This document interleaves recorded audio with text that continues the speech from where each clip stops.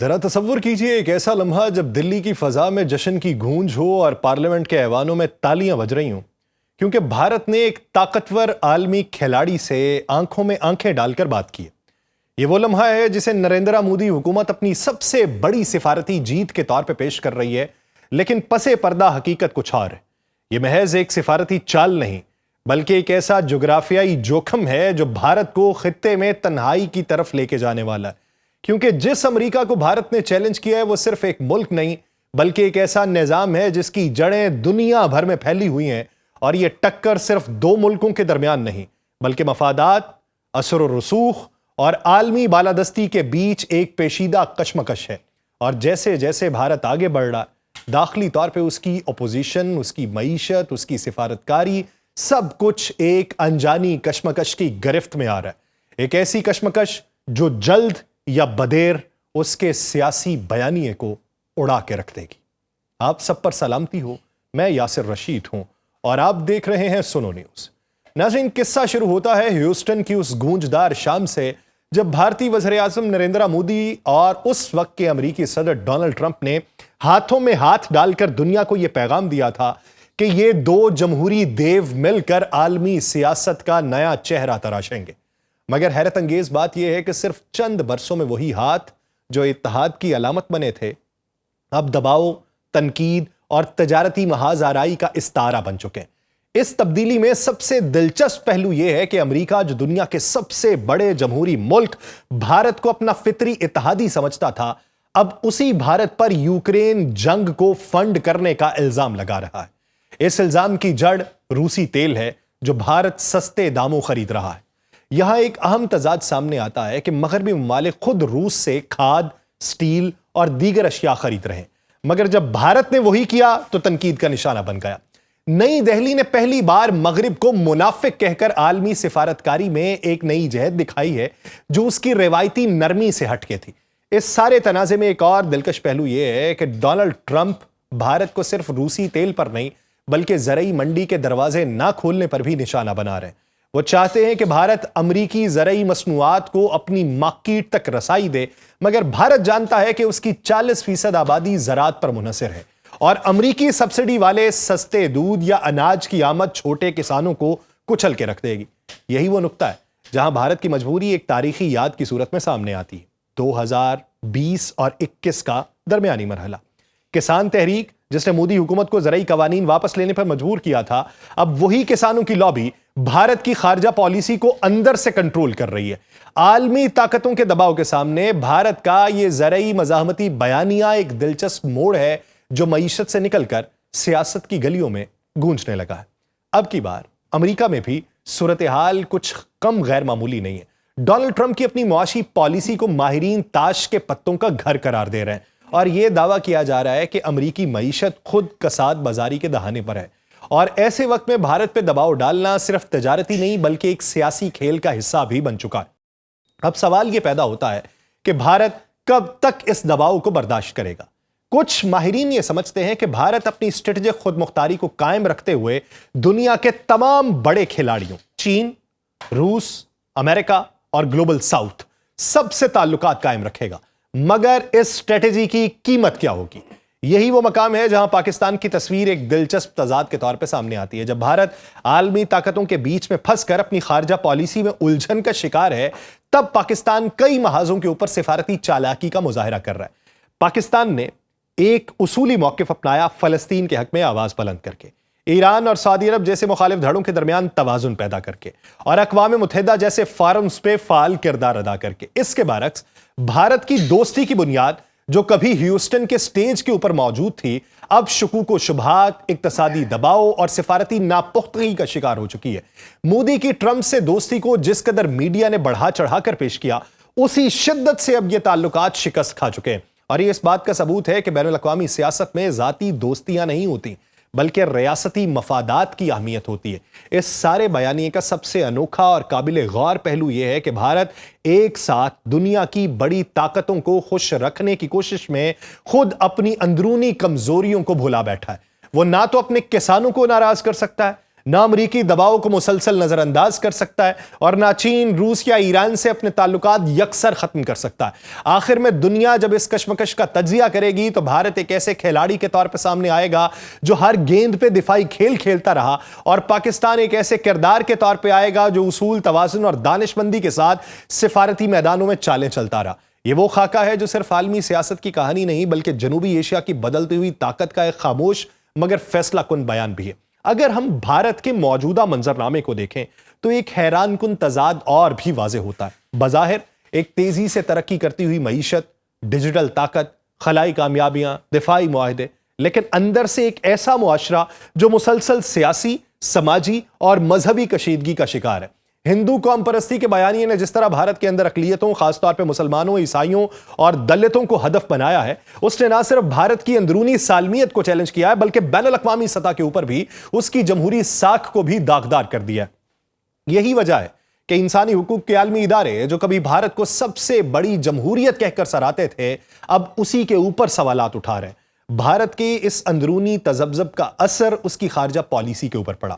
چاہے وہ نیپال کے ساتھ سرحدی تنازع ہو، بنگلہ دیش میں شہریت قانون پہ پیدا شدہ تناؤ ہو، یا چین کے ساتھ لداخ میں کشیدگی ہو۔ بھارت ہر محاذ کے اوپر بیک وقت برتری قائم رکھنے کی کوششوں میں الجھتا رہا، اور پھر پاکستان کے ساتھ لڑائی اور اس کے اندر پسپائی۔ اس کا سفارتی رویہ جارحانہ تو ضرور ہے لیکن نتیجہ خیز نہیں۔ سب کا ساتھ، سب کا وکاس جیسے نعرے عالمی سطح پر سب سے لڑائی کسی کا نہ ساتھ میں تبدیل ہوتے چلے جا رہے ہیں، اور اس کے مقابلے میں پاکستان نے حالیہ برسوں کے اندر اپنی خارجہ پالیسی کو جس حکمت عملی سے ترتیب دیا ہے وہ تدبر، توازن اور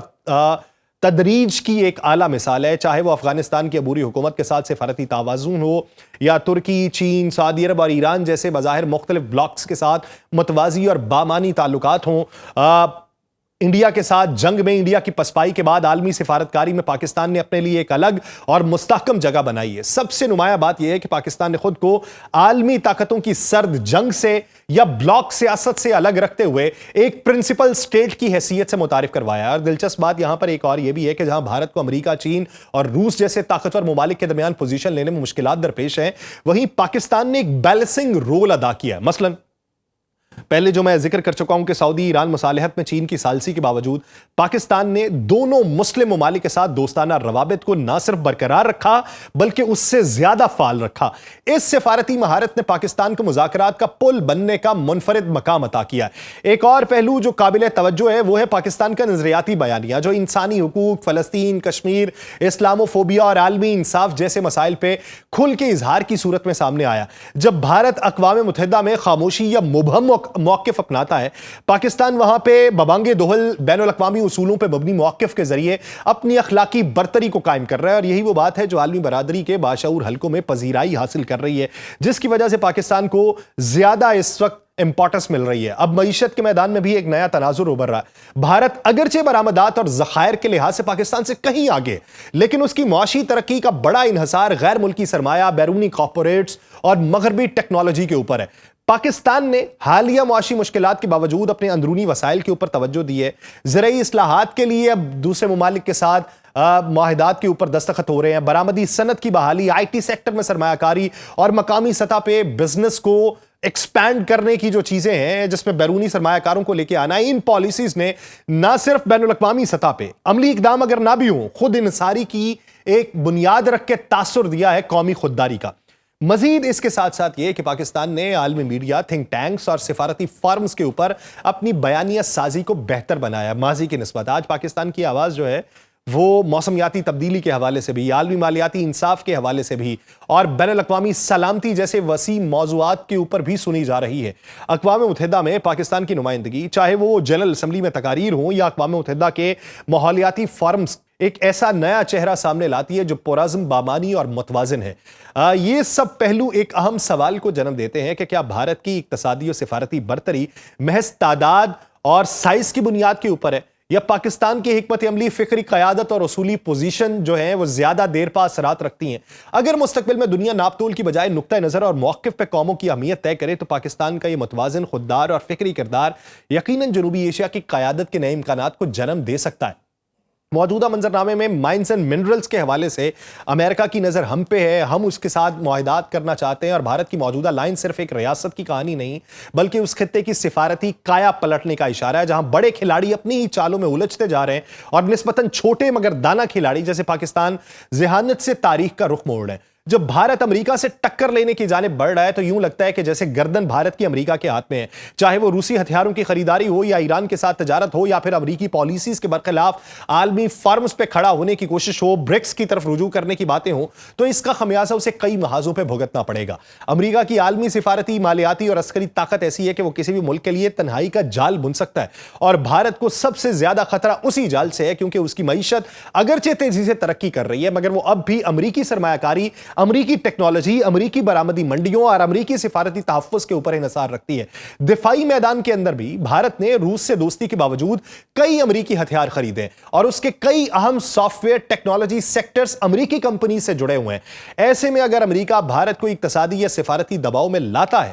تو نہ صرف بھارت کو برآمدی مارکیٹس میں نقصان بھگتنا پڑے گا بلکہ عالمی سطح کے اوپر اس کا بیانیہ اور کمزور تر ہوتا چلا جائے گا۔ بھارتی اپوزیشن پہلے ہی مودی حکومت کی خارجہ پالیسی پہ تنقید کر رہی ہے کہ وہ دو کشتیوں کے اوپر سوار ہے، روس سے دوستی بھی چاہتا ہے اور امریکہ سے قربت بھی، مگر دونوں کو خوش رکھنا بھارت کے لیے اس وقت ممکن نہیں رہا۔ کانگریس سمیت کئی اپوزیشن جماعتیں یہ سوال اٹھا چکی ہیں کہ کیا مودی سرکار کی ضد اور نریندرا مودی کا ذاتی وقار بھارت کے قومی مفادات پہ حاوی ہو چکے ہیں، اور ان کی اپوزیشن کے بقول بھارت کو عالمی طاقت کا خواب دکھا کر نریندرا مودی حکومت نے ایک ایسے داراہے کے اوپر لا کھڑا کیا ہے جہاں اگر وہ امریکہ کی شرائط مانتا ہے تو خود مختاری کی قربانی دینا پڑے گی، اور اگر نہیں مانتا تو پابندیاں، تجارتی رکاوٹیں، سفارتی تنہائی اور عالمی سٹیج کے اوپر تنزلی اس کا مقدر بن سکتی ہے۔ ایسے وقت میں پاکستان کی خارجہ پالیسی نسبتاً متوازن نظر آتی ہے، اور ان کی ہی اپوزیشن بیٹھ کے کہتی ہے کہ پاکستان امریکہ، چین، ایران اور خلیجی ممالک کے ساتھ اپنے مفادات کی بنیاد کے اوپر تعلقات چلا رہا ہے بغیر کسی فریق کو غیر ضروری ناراض کیے۔ ان کی اپوزیشن کے مطابق یہی وہ مقام ہے جہاں بھارت کا جارحانہ انداز اور پاکستان کا محتاط انداز واضح طور پہ دنیا کے سامنے دو الگ سٹریٹجیز کو پیش کر رہے ہیں، ایک زام طاقت کا شکار اور دوسری ہوش مند اعتدال کی راہ پہ گامزن۔ اب دیکھنا یہ ہے کہ اس کے نتائج کیا نکلتے ہیں اور بھارت کی گردن پہ امریکہ کی گرفت کس حد تک مضبوط ہوتی ہے۔ مجھے دیجیے اجازت، اللہ نگہبان۔